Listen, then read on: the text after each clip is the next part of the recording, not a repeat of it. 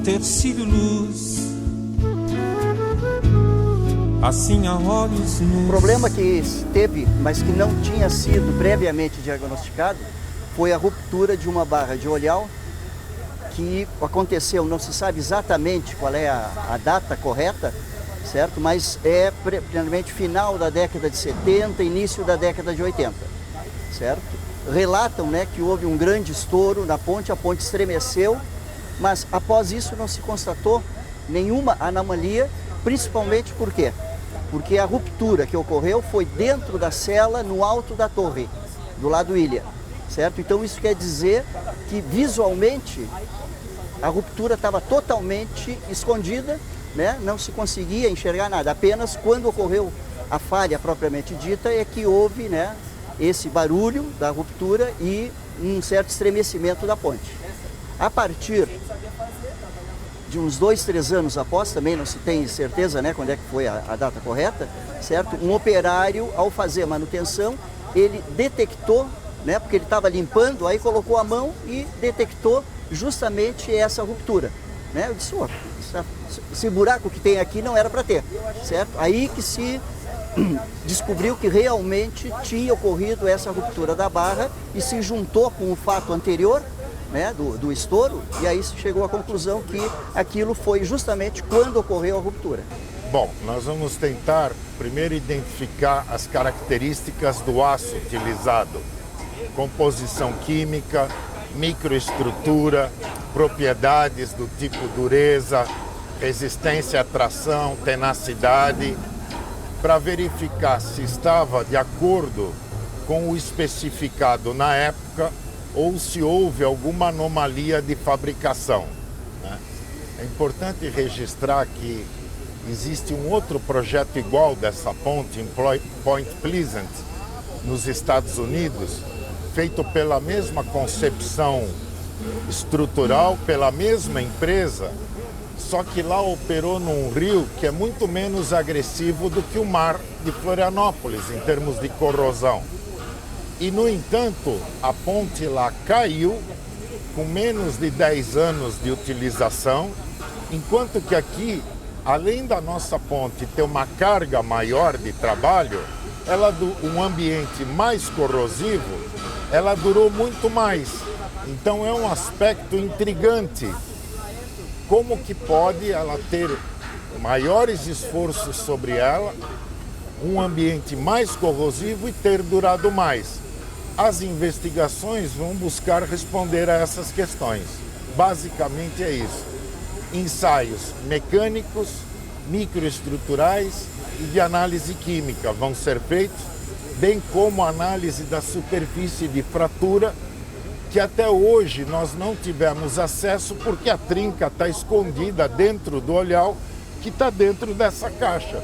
E somente agora é que nós vamos ter acesso para poder identificar que tipo de dano houve no olhal. Esta peça que está atrás de nós é a cela que estava instalada no topo do pilone do lado de ilha e dentro dela está a barra de olhal que quebrou em 1982 e por isso a ponte ficou interditada.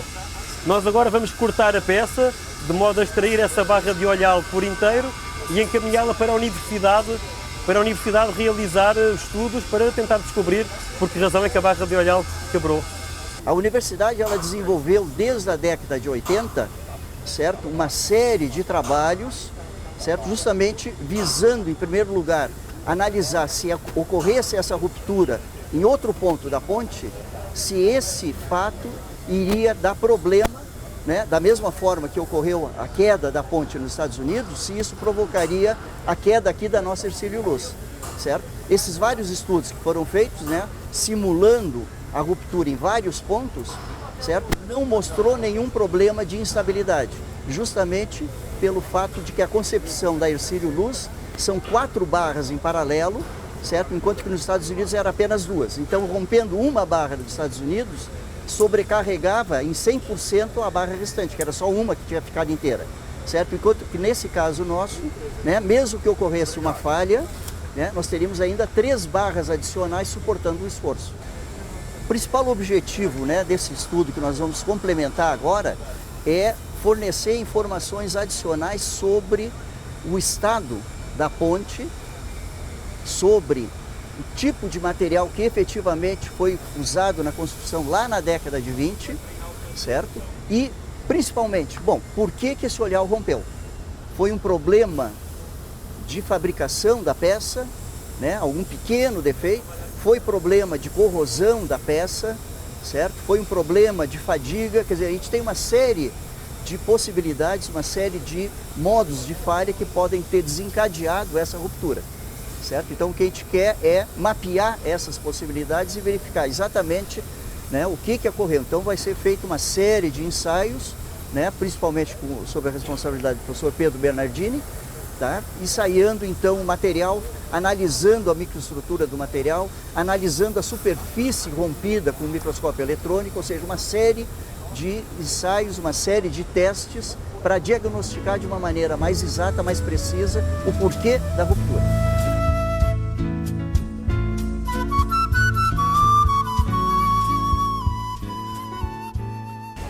Bom, essa ponte, na época, ela foi um marco histórico porque ela envolveu uma nova concepção de projeto mecânico, tanto que foi replicado em 2 outras pontes, e apenas por isso já merece um reconhecimento como um patrimônio histórico, cultural, tecnológico.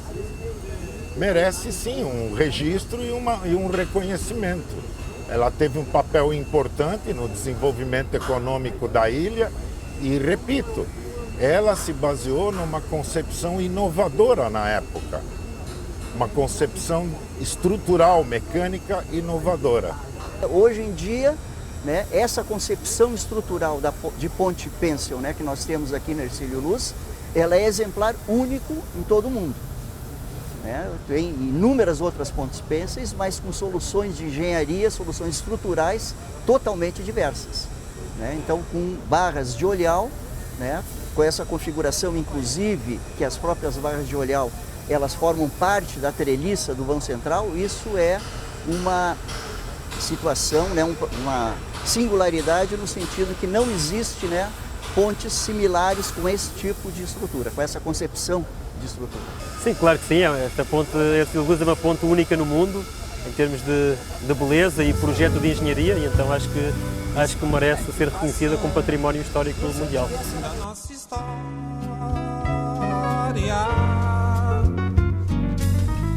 tens nossa gratidão, tu és eterna joia. Estás no coração da nossa história.